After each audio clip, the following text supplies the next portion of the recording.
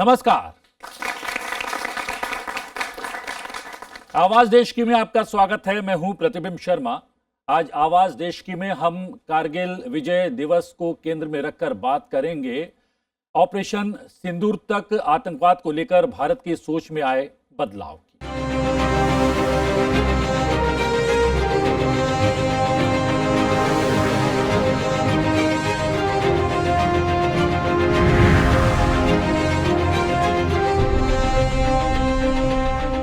क्या आप जानते हैं, कारगिल युद्ध भारत और पाकिस्तान के बीच मई से जुलाई 1999 तक लद्दाख के कारगिल जिले में लड़ा गया। कारगिल उस समय जम्मू और कश्मीर का हिस्सा था और नियंत्रण रेखा पर स्थित था। संघर्ष की शुरुआत पाकिस्तानी सैनिकों द्वारा कारगिल की पहाड़ियों पर अवैध कब्जे से हुई। लगभग 60 दिन तक चले संघर्ष के बाद भारतीय सेना ने वायुसेना की सहायता से क्षेत्र को खाली करा लिया। भारत में इस संघर्ष को ऑपरेशन विजय कहा जाता है। कारगिल संघर्ष भारतीय सीमा में लड़ा गया। भारतीय सेना ने सीमा पार नहीं की। कारगिल संघर्ष के 26 वर्ष बाद भारत ने पाकिस्तान के आतंकवादियों को सबक सिखाने के लिए ऑपरेशन सिंदूर चलाया। पाकिस्तानी आतंकवादियों के ठिकाने नष्ट करने के लिए पाकिस्तान में घुसकर हमला किया। 7 मई 2025 की रात शुरू हुए ऑपरेशन सिंदूर के दौरान पाकिस्तान में 9 आतंकी अड्डों को ध्वस्त कर दिया गया।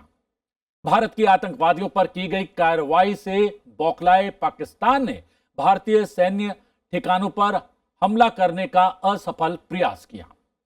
जवाबी हमले में भारत ने पाकिस्तान के 11 सैन्य ठिकाने तबाह कर दिए। भारतीय सैन्य ठिकानों पर हमले की कोशिश कर रहे पाकिस्तान के लगभग 800 ड्रोन भारत ने हवा में ही मार गिराए। पाकिस्तान ने चीन, अमेरिका और तुर्की के हथियारों का इस्तेमाल किया। भारत ने ब्रह्मोस, आकाश, पिनाक, धनुष जैसे स्वदेशी हथियारों से पाकिस्तान को घुटने टेकने पर मजबूर कर दिया। ऑपरेशन सिंदूर के बाद भारतीय हथियारों की विश्व में मांग बढ़ गई है। यह पूरे विषय को जानने समझने की कोशिश करेंगे दो विशेषज्ञों के माध्यम से। मेजर जनरल अश्विनी कुमार सुयाच, सेवानिवृत्त रक्षा विशेषज्ञ, हमारे साथ मौजूद है। आपका बहुत बहुत स्वागत है। Thank you. Lieutenant general Sanjay Kulkarni, सेवानिवृत्त रक्षा विशेषज्ञ, भी हमारे साथ मौजूद हैं। संजय जी, आपका भी बहुत बहुत स्वागत है। और स्वागत है भारत की आवाज बनकर आए इन युवाओं का भी। मेजर जनरल, कुछ हम लोग तुलना नहीं कर रहे हैं, बल्कि हम लोगों ने क्या प्रगति की है आतंकवाद से लड़ने में, या हथियारों को जो है देश में ही बनाने को लेकर किस तरीके से देखते हैं 26 वर्षों की इस यात्रा? देखो, बहुत फर्क आया, इसमें कोई शक नहीं। भारत कहां था और कहां पहुंच गया। और स्पेशली अगर इंडिजिनस की बात करें, एक ऐसा समय था जब करीब करीब 75 से 80% हम जो हथियार वो बाहर से खरीदते थे, चाहे वो रूस था, चाहे वो फ्रांस था, इजराइल था, अमेरिका था। मगर आज हम 80% हथियार खुद बनाते हैं और ये काबिले तारीफ है।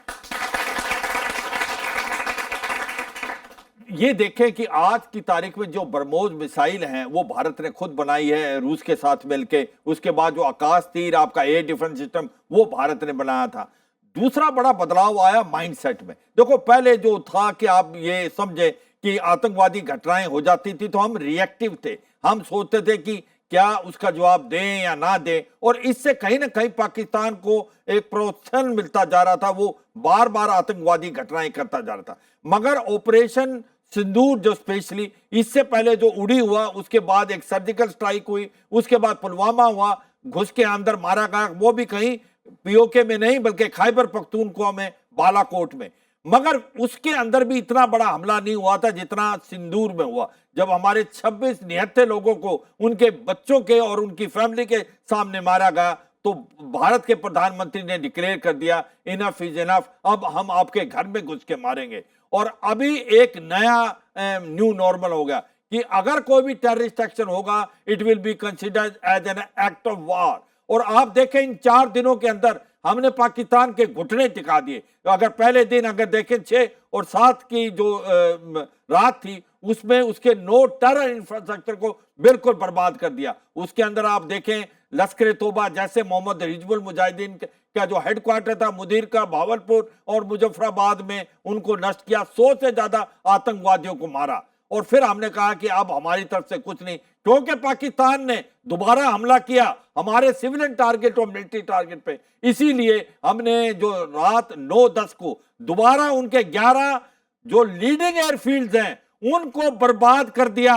सरगोदा, नूर खान, जकोबाबाद आपका, और इसके साथ साथ स्कार्दू, बोलारी, उन सबको इतना नष्ट कर दिया, अगले 3-4 महीने के लिए वो काम करने के लिए बिल्कुल नाकाम है। यही नहीं, ये करके दिखा दिया कि जो पाकिस्तान का एयर डिफेंस सिस्टम था, पाकिस्तान को जो हथियार मिले थे, जो चीन से मिले थे, जो तुर्की से मिले थे, उनको हमने नष्ट कर दिया। PL-15 जो air to air missile beyond visual range चीन से मिली थी, वो नाकाम रही। पाकिस्तान को जो एयर डिफेंस सिस्टम मिला था HQ-9 HQ-15, वो काम करना नहीं पाया भारत के हथियारों के सामने। और भारत की जो बरमोज मिसाइल जो उसने हमले किए, सटीक किए। और जब पाकिस्तान ने हमारे ऊपर कुछ हमले किए थे, हमारा air defence system multi layer था, जिसके अंदर S-400 भी था और उसके साथ साथ आपका पिनाका भी था, L-70 भी था, आकाश तीर था जो भारत में बना था। एक भी मिसाइल भारत के अंदर नहीं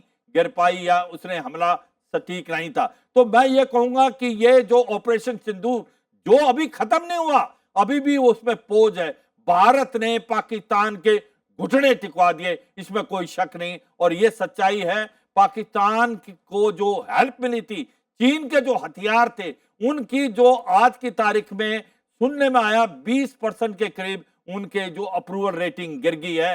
PL-15 की या HQ-9 या HQ-15, JF-10C जो देश खरीदना चाहते थे चीन से मना कर गए हैं, JF-17, J-10C। ये हालात हैं आज। S-400 ब्रह्मोस मिसाइल और आकाश तीर को 18 देश खरीदने के लिए तैयार है। मुझे लगता है जो हमने प्राप्त किया ऑपरेशन सिंदूर में वो काबिले तारीफ था। भारत की अप्रोच, भारत की स्ट्रेटेजी चेंज होगी। आज हम प्रोएक्टिव हैं, हमने एक न्यू नॉर्मल ड्रॉ कर दिया। अगर आप कोई भी टेररिस्ट एक्शन करोगे, it will be considered an act of war, और हम आपके घर में घुस के मारेंगे। लेफ्टिनेंट जनरल कुलकर्णी, क्या कारगिल की घटना एक आई ओपनर थी और उससे सीख लेकर ही हम लोगों ने इतनी प्रगति की इस क्षेत्र में, और आज हम यहां पर पहुंच गए हैं कि स्वदेशी हथियारों से न केवल आतंकवादियों के ठिकानों को निस्तनाबूद कर रहे हैं, साथ ही साथ पाकिस्तान के होश भी ठिकाने लगा रहे हैं। ये एक पाकिस्तान जो अपना पड़ोसी देश है और जिसकी जो फितरत है उसमें कोई तब्दीली नहीं आई, चाहे आप 1947 ले लीजिएगा या फिर ऑपरेशन सिंदूर को हमें लॉन्च करना पड़ा, क्योंकि पाकिस्तान एक जिसका जो नींव है वो भारत के बरखिलाफ, भारत से दुश्मनी और एक मजहबी तौर पर जो देश खड़ा हुआ है, उसको देखते हुए हमें ज़रूर देखना है कि पाकिस्तान को सबक सिखाना। हम लोगों ने 75 साल से ज़्यादा बहुत नरमी से हम पेश आए। हम सोच रहे थे कि पड़ोसी है, पड़ोसी होने के नाते उसके साथ अच्छा व्यवहार करना चाहिए। तो पाकिस्तान की फितरत में कोई फ़र्क नहीं आया, वो वैसे का वैसे ही है। और उसकी जो सोच है वो भारत विरोधी रही, चाहे 1947 में हमने देखा, 1965 में देखा, 1971 में देखा, कारगिल वॉर में देखा, सियाचिन में देख रहे हैं हम लोग आज तक। और ऑपरेशन सिंदूर जब हमने लॉन्च किया, मकसद एक ही था कि अब पाकिस्तान को सबक सिखाना है, पाकिस्तान को दिखाना है कि अब सर के ऊपर से पानी बह गया है। अब ये हम लोग जो बार बार हम बात करते हैं, आपसे बात करनी चाहिए, पड़ोसी है, बात करनी चाहिए, तो बात तब करेंगे अब जब आतंक जो है वो आप अपने देश से हमारे देश में नहीं फैलाएंगे। इसको देखते हुए मुझे लगता है कहीं ना कहीं अब शायद, मैं फिर से शब्द इस्तेमाल कर रहा हूँ, शायद पाकिस्तान को आज लग रहा है कि हिंदुस्तान वो नहीं है जो वो सोचता था। उसकी नज़र में हिंदुस्तान एक ऐसा देश था जो हर हमेशा बोलेगा पर करेगा नहीं। अब हिंदुस्तान में एक तो नेतृत्व बदल गया, हिंदुस्तान की जो आर्थिक स्थिति है बहुत ज़बरदस्त बदलाव आया है, उसकी डिप्लोमेसी में, उसकी टेक्नोलॉजी में। पाकिस्तान सिर्फ आतंक का सौदागर बन करके रह गया।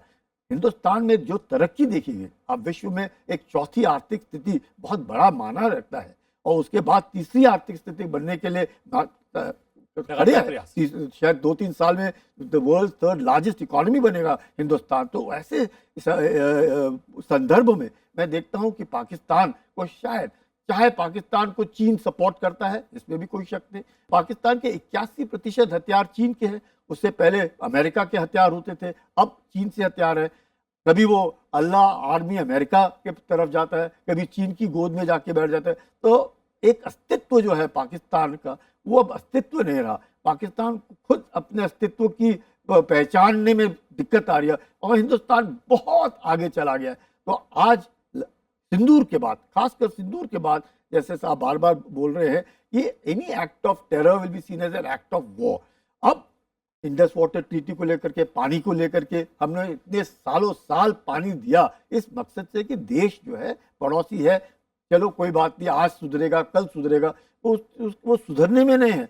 तो जब तक उसको सबक नहीं सिखाएंगे, साम दाम दंड भेद, जब तक पाकिस्तान को वो सबक सिखाना जरूरी है और इस बात का एहसास दिलाना जरूरी है कि वो अपने आवाम को गलत रास्ते पे ले जा रहा है, एक अपनी आवाम को एक फंडामेंटल रेडिकलाइजेशन में ले जा रहा है, जबकि हिंदुस्तान तरक्की की ओर जा रहा है। तो ये जो दो देश, मैं कहूँगा आज़ादी पाए, कहाँ हिंदुस्तान पहुंचा। और आपको आश्चर्य होगा 1965 तक पाकिस्तान की जो मैं कहूँगा डेवलपमेंट था, हिंदुस्तान से कहीं थोड़ा सा आगे ही था, आगे मैं कहूँगा 1965 तक। और अब कहाँ रह गया? अब एक पूरा भीख मांगता हुआ हर एक देशों के पास जाकर के, चीन के पास गोदी में बैठते हैं हमको कुछ दो, कभी सऊदी अरेबिया जाता है हमको कुछ दो, अमेरिका के पास जाके पहुंचता है हमको कुछ दो।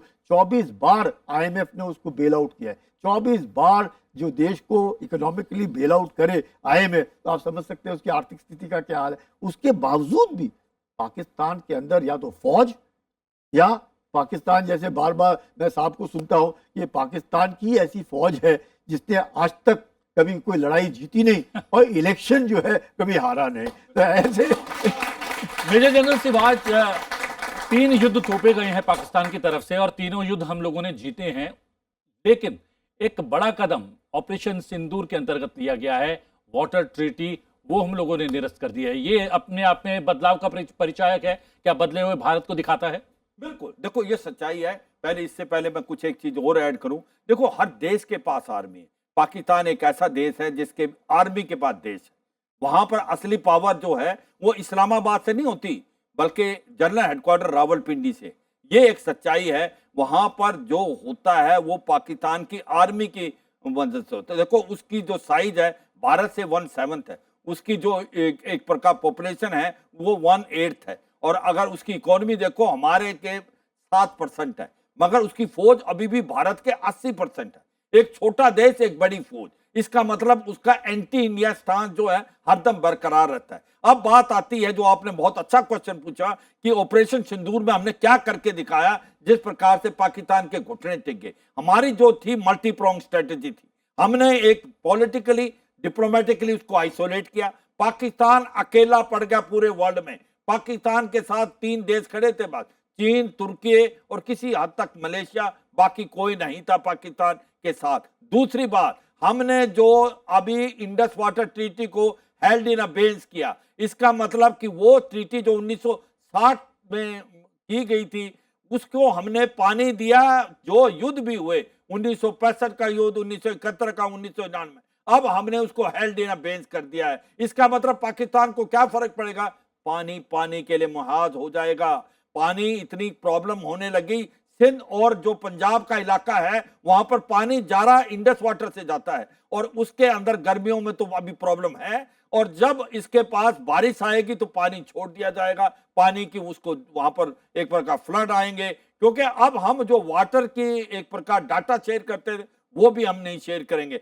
पाकिस्तान को अपने करने की भुगतना पड़ेगा जो काम कर रहा है, और मुझे लगता है पाकिस्तान अब चाहता है कि कोई ना कोई कार्रवाई की जाए। और ये जो इंडस वाटर ट्रीटी थी, इस पर मैं ये बताना चाहूंगा, हमने जब 1960 में इसको एक प्रकार से माना था, हमने साइन किए थे, वर्ल्ड बैंक भी इसके अंदर शामिल था, वो बाइस थी पाकिस्तान की तरफ। हम बड़े भाई की तौर पे हमने उनको बहुत ज्यादा दिया था। अब हम कह रहे हैं ये इंडस वाटर ट्रीटी अगर ये लागू होगी तो इसको दोबारा इसको एक प्रकार से लिखा जाएगा, तभी किया जाएगा। पर एक सच्चाई है, हमने ऑपरेशन सिंदूर में पाकिस्तान को यह दिखा दिया कि ये बदला हुआ भारत है, ये वो भारत है आपके घुस के अंदर मारेगा। और ये मुझे लगता है पाकिस्तान को बहुत डर पैदा हो गया है। और आज समझो आप क्या है पाकिस्तान की, पाकिस्तान में पॉलिटिकल इंस्टेबिलिटी है, इकोनॉमिक क्राइसिस है, उसके अंदर जो जिस प्रकार से डेट है $86 बिलियन का है।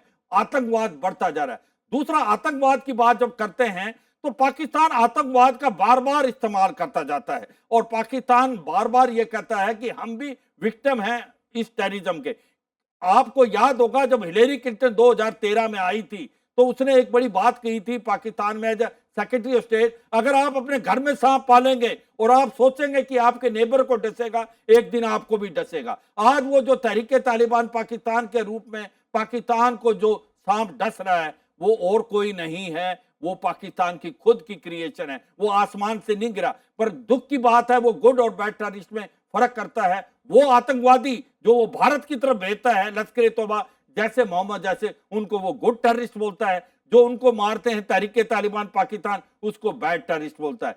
जब तक आतंकवाद के अंदर फर्क करना बंद नहीं करेगा पाकिस्तान, आतंकवाद को कोई नहीं जीत सकता। और यही एक भाई सच है। तभी तो पाकिस्तान में लोग कहते हैं कि पाकिस्तान की आर्मी आज तक कोई युद्ध जीती नहीं और कोई इलेक्शन हारी नहीं। तो ये है पाकिस्तान की असली ये। और अभी जिस प्रकार से ऑपरेशन सिंदूर में हमने इनको इकोनॉमिकली बिल्कुल एक तरीके से कस दिया है, ये आने वाले समय में उनको पता चलेगा उन्होंने बहुत बड़ी गलती कर दी। अगर ये गलती दोबारा करेंगे तो भारत घुस के अंदर करके अब की बार उसका नामो निशान मिटाया जाएगा, क्योंकि अभी पाकिस्तान का सिविल वार जैसी सिचुएशन पैदा हो रही है। पाकिस्तान के 4 हिस्से हो सकते हैं, एक खैबर पख्तूनख्वा, बलूचिस्तान, सिंध और पंजाब, और पीओजे और गिलगित बाल्टिस्तान भारत का हिस्सा है और भारत में आने वाले समय में ज्वाइन करेगा। जनता जनार्दन, कुछ सवाल पूछो। जैन सर मेरा सवाल है कि जैसे हम कारगिल से और ऑपरेशन सिंदूर तक देखते हैं, हमने काफ़ी तरक्की कर ली है, हथियारों के लिए आत्मनिर्भर भी हो गए काफ़ी हद तक। लेकिन जब बात होती है हमारे एक नॉर्मल सोल्जर की सुरक्षा की, तो हम देखते हैं कि बॉर्डर पे जो नॉर्मल एक सैनिक होता है, हम उसके सुरक्षा के लिए और क्या कर सकते हैं जिससे हम अपने सैनिकों को बचा सकें, कि अगर हम युद्ध भी लड़ रहे हैं तो हम हमारा सैनिक शहीद ना हो, उसके लिए क्या कर सकते हैं? देखो, ये सच्चाई है कि आज की तारीख में हमारे पास सभी वो साधन हैं जो कि एक मॉडर्न आर्मी को होने चाहिए। याद रखो, हम 4th लार्जेस्ट इकोनॉमी है आज वर्ल्ड की और 4th लार्जेस्ट मिलिट्री पावर है। हमारे पास आधुनिक हथियार हैं, टेक्नोलॉजी है, हमारे पास बुलेट प्रूफ जैकेट है, हेलमेट है, हमारे पास अच्छे से अच्छी वेपन है। तो मैं ये कहूँगा आज की तारीख में पाकिस्तान से हम बहुत आगे हैं। आज हम कंपेयर कर सकते हैं अपने आप को डेवलप कंट्री की तरह, अमेरिका की तरह, रशिया की तरह, चीन की तरफ। हमारे हथियार उनसे भी बेटर हैं, इसमें कोई शक नहीं। तो मैं यही कहूँगा, आप विश्वास रखें कि जो सामान भारत की गवर्नमेंट भारत की फौज को देते हो काबिल तारीफ है, और ये जितना भी सामान है हमने इंडिजिनसली बनाया है। और आने वाले समय में मैं यही कहूँगा हम और भी अच्छा सामान बनाएंगे।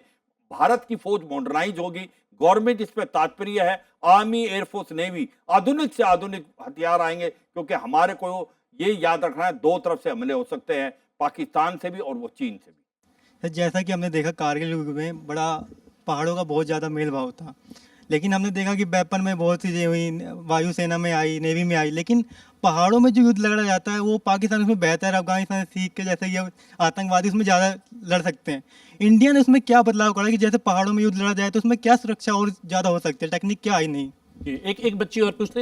हेलो सर, मैं पूछना चाहती हूँ कि जैसे आपने बताया कि जो इंडस वाटर ट्रीटी है वो हम लोगों ने खारिज कर दी है, तो sir what are the ground reality of that particular situation, कि हम लोग वहाँ पर डैम बना रहे हैं या फिर कुछ बना रहे हैं ताकि वाटर जो है वो पास ना हो सके पाकिस्तान पर? जी, लेफ्टिनेंट जनरल कुलकर्णी। ये जो इंडस वाटर ट्रीटी, पहले बता देता हूँ फिर मैं आपके सवाल पे आता हूँ। इंडस वाटर ट्रीटी के जो पानी है, 3 नदियाँ जो हैं उसका पानी हिंदुस्तान में आता है, रवि, ब्यास और सतलज, और इंडस, चेनाब और इंडस का पानी जाता है पाकिस्तान को। जो वाटर शेयरिंग है वो 80-20 है, यानी कि 80% पानी जाता है पाकिस्तान को और 20% पानी हम इस्तेमाल करते हैं। तो उस 20% में भी कुछ एक पानी का जो है इस्तेमाल, रन ऑफ द वाटर है, वो पाकिस्तान इस्तेमाल करता है। लेकिन हमने देखा है इंडस वाटर ट्रीटी हमने एब्रोगेट नहीं किया, उसको हेल्ड इन सस्पेंशन रखा है कि अगर पाकिस्तान की फितरत नहीं बदलती है, अगर पाकिस्तान बार बार आतंक का इस्तेमाल करता है, तो हम किस प्रकार से पाकिस्तान को सबक सिखाते रहेंगे। And one way was to curtail the water in the sense कि पानी तो जाएगा, ऐसे नहीं कि पानी नहीं जाएगा, लेकिन डेटा शेयरिंग होता है क्योंकि हम अपर राइपेरियन हैं, हमारे से भी चीन हमारा अपर राइपेरियन है, उसके बावजूद भी जो पानी है उसको जब हम भाव को रोकना कठिन होता है, डैम्स बनाना जैसे बोले, वक्त लगेगा उसमें, लेकिन जो डेटा शेयरिंग होता है, मैं कब पानी छोड़ूंगा, मैं कब पानी बंद करूंगा, अगर नहीं मालूम है आपको मैं पानी कब तक रोकूं, जब आपको पानी चाहिए तब आपको पानी नहीं मिलेगा, जब आपको पानी नहीं चाहिए तब हम पानी छोड़ देंगे। तो ये जो अनसर्टेनिटी होती है, पाकिस्तान को सिर्फ ये बात बताने के लिए कि आप सुधर जाओ, सुधरोगे नहीं तो आप परेशान होंगे। जहाँ तक सवाल आपका था कि पहाड़ों में जो इन्फिल्ट्रेशन है या मिलिटेंसी है उसके बरखिलाफ हम लोग क्या कर सकते हैं। पहाड़ ऐसी चीज है, it eats troops, plus boots on ground पहाड़ों में बहुत जरूरत होती है। पहाड़ों जितनी हाइट्स हैं, ये हम लोग जिस हाइट्स पे ऑपरेट करते हैं 14,000, 17,000, 18, मौसम एक ऐसी चीज है जो बदलाव होता रहता है, मौसम का पता नहीं चलता, कब धुंध है, कब बर्फ गिरेगी, कब कैसा, तो आना जाना जो है होता है इन्फिल्ट्रेशन। अगर हम सोचते हैं कि हमने बॉर्डर फेंसिंग किया है, 100% फेंसिंग नहीं कर सकते हैं, इन्फिल्ट्रेशन तब भी कहीं ना कहीं होता रहेगा, लेकिन हम लोग ने तरह तरह के आले इस्तेमाल करने हैं, टेक्नोलॉजिकल भी हमने इस्तेमाल, अब ड्रोन देखते हैं, हम ड्रोन का इस्तेमाल करते हैं, सैटेलाइट्स है, सैटेलाइट्स का इस्तेमाल करते हैं, हम लोग इस्तेमाल करते हैं अपने आँख और कान का, जो लोग उधर रहते हैं वो खबर देते हैं, मोबाइल्स का इस्तेमाल करते हैं, इंटरनेट का इस्तेमाल करते हैं। तो जितने भी आले हमारे पास है, जितने भी हमारे साधन हैं, हम सबको इस्तेमाल करते हैं देखने के लिए कि ये आतंक जो है जो पाकिस्तान से आ रहा है, हम लोग देखिए तो आतंकी तो, और प्लस बहुत ज़रूरी है हमारे देश के बीच में भी ऐसे लोग हैं जो उस आतंक को पनाह देते हैं, तो उस पनाह को रोकना है, हम लोगों ने यकीन करना है, उनके ऊपर भी नजर रखनी है। तो हमारे भी आंख और कान तो तेज, तो ये सारा जो मैं कहूँगा मल्टी प्रॉन्ग जो अटैक होता है आतंक के ऊपर, हम लोग करते रहते हैं। तो उसके बावजूद भी ये कहना कि 100% हो जाएगा बहुत मुश्किल होता है। इसलिए इक्के दुक्के हादसे और ये तभी हो सकते हैं जब आतंकी जो बाहर से पाकिस्तान से आ रहा है उसको भारत में पनाह मिल रही है, कोई ना कोई ऐसा हमारे बीच नमक हराम है जो इस तरह की कार्रवाई कर रहा है, तो उसको भी हम लोगों ने रोकना है। और कुछ सर- सवाल? जी सर मेरा ये सवाल है कि एलओसी और जो कश्मीर बॉर्डर डिस्प्यूट है वो आज से नहीं है, सिंस पार्टीशन। तो बेसिकली जब पार्टीशन से लेके बहुत सारे पाकिस्तान को रिलेटेड वॉर भी हुए हैं, इंडिया ने जीते भी हैं और इंडिया ने हमेशा मुंह तोड़ जवाब दिया है। अब जब पहलगाम में ये ऐसा बहुत दर्दनाक सा हादसा हुआ है, अटैक हुआ पहलगाम अटैक, तो इंडिया ने जवाब दिया ऑपरेशन सिंदूर से, जिसमें कि वो काफ़ी हद तक पाकिस्तान को अंदर तक घुस गया, मार दिया, काफ़ी हद तक उसका डैमेज भी किया। तो सर ये एकदम से ऐसी क्या सिचुएशन आन पड़ी कि जब हम किसी को मुंह तोड़ जवाब दे रहे हैं और हमें एकदम से बीच में वो ऑपरेशन सिंदूर रोकना पड़े? देखिए, ये कहना कि हम लोग ऑपरेशन सिंदूर क्यों नहीं आगे ले गए, हमको क्यों रोकना पड़ा, वो आपके हर एक जब भी कोई ऑपरेशन होता है या कोई भी चीज़ हम करते हैं किसी मकसद से करते हैं। हमारा मकसद पाकिस्तान के ऊपर युद्ध करना नहीं था। 1965 का मकसद युद्ध था, 1971 का युद्ध था, 1947 का युद्ध था, क्योंकि हम लोग लड़ रहे थे उधर।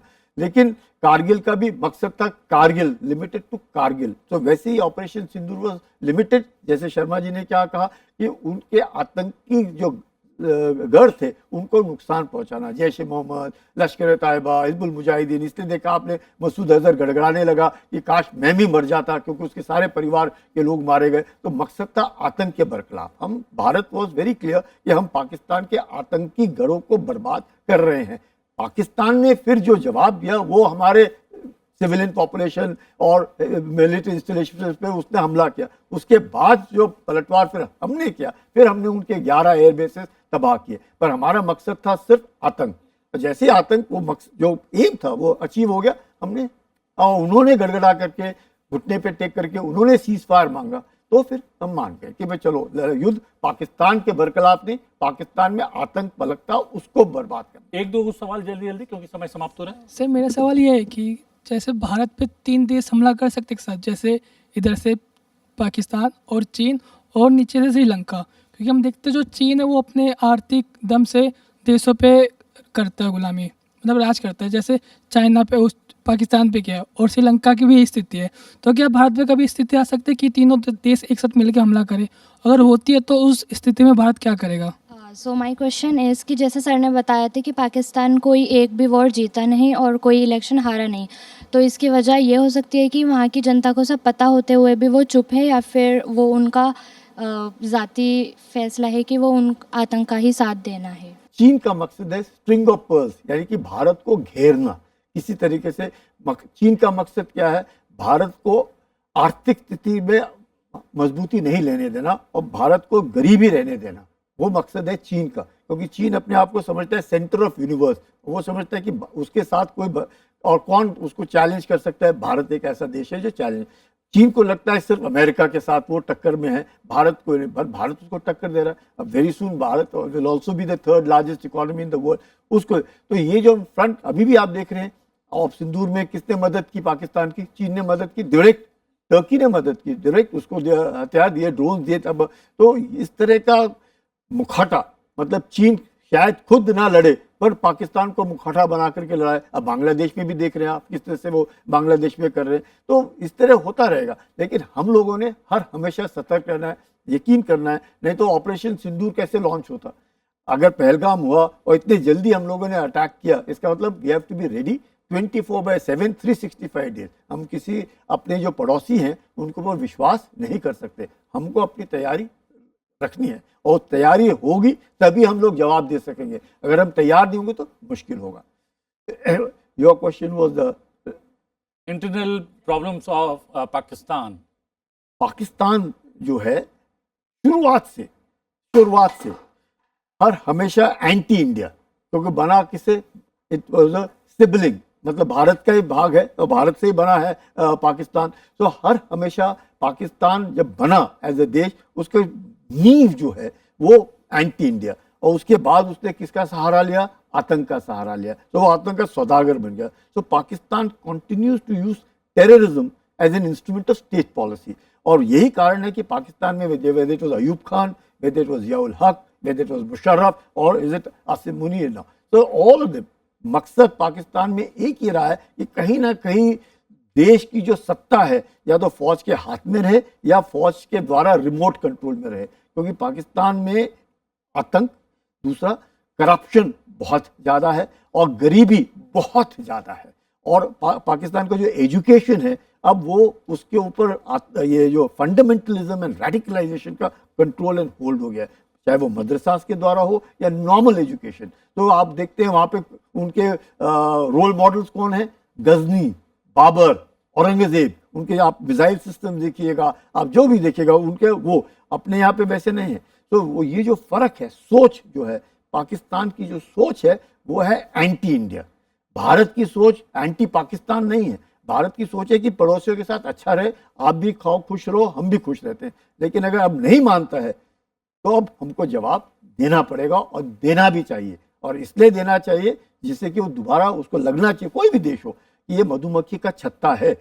अगर आप उंगली देंगे तो मधुमक्खी अब भिनभिना गई तो फिर आपको परेशानी होगी। और अब अगर ये पाकिस्तान को ये सबक सीख रहा है, समझ गया है, तो मुझे लगता है we have achieved our aim of conveying it to Pakistan कि आप सुधर जाओ। सिविलियंस को क्या कहना चाहेंगे? आम लोग यहाँ पर बैठे हैं जो फौज की वर्दी में नहीं है लेकिन देश के लिए कुछ करना चाहते हैं, उनके लिए क्या स्टेटमेंट है? चलते चलते आज नया जमाना है, टेक्नोलॉजी आगे है, स्पेस है, साइबर है, सब कुछ है। ये सोचना कि लड़ाई सिर्फ वर्दी वाले लड़ेंगे ना, अब हम सब का कर्तव्य है इस देश के साथ रहना और हर हमेशा देश के लिए खड़ा रहना, देश के लिए सोचना। ये सोचना कि सब सिर्फ वर्दी वालों की जिम्मेवारी है लड़ना, ना। अब नया युद्ध है, एकदम नया तरीका है। आप लोगों ने देखा अभी ऑप सिंदूर में, it was almost a non contact warfare. LOC के ऊपर देखा आपने, कोई जवान उधर नहीं गए ना उनका इधर आया, और युद्ध हम जीत गए। तो ये जो कार्रवाई है, इसका मकसद ये है नया जमाना, नया युग, और भारत उस मकाम पर जा पहुंचा है जब हम सब फौजी हैं, हम सब नागरिक हैं इस देश के, और हम सब ने यकीन करना है कि हमारे देश के ऊपर आंच नहीं आनी चाहिए, किसी ने उंगली नहीं उठानी चाहिए, और हम सब ने देश के लिए आंख और कान का काम करना चाहिए। अगर हमारे इर्द गिर्द कोई ऐसे इंसान हैं या कोई आपको लगता है जो भारत विरोधी है, उसका आप पुलिस में जाकर के बताइए, हमें शक होता है, आपको फुल प्रोटेक्शन मिलता है, कोई चिंता की बात नहीं है। लेकिन आंख और कान तेज रखना है, ये हम सब का देश है, हम सब भारतीय हैं। जिसकी सोच ये है, कोई चिंता नहीं है। जी हाँ, सीमा की सुरक्षा करने का कर्तव्य सैनिकों पर है और देश की सुरक्षा हम सबके कांधों पर है, और हम सबको कंधे से कंधा मिलाकर भारत की सुरक्षा निहित करनी चाहिए। और जिस प्रकार से हम इस क्षेत्र में यानी हथियार निर्माण के क्षेत्र में या फिर अलग अलग क्षेत्रों में हम आत्मनिर्भर बन रहे हैं, आत्मनिर्भरता की इस यात्रा को और भी विस्तार देना चाहिए। आपका बहुत बहुत धन्यवाद लेफ्टिनेंट जनरल कुलकर्णी और सेवानिवृत्त रक्षा विशेषज्ञ मेजर जनरल अश्विन कुमार सिवाच हमारे बीच से चले गए हैं। उनका एक और कार्यक्रम था, उनके लिए भी धन्यवाद। और धन्यवाद जनता जनार्दन का। आवाज देश की में आज के लिए इतना ही। आवाज देश की में आपसे फिर भेंट होगी एक नए विषय के साथ। फिलहाल मुझे आज्ञा दीजिए, बने रहिए संसद टीवी के साथ। नमस्कार।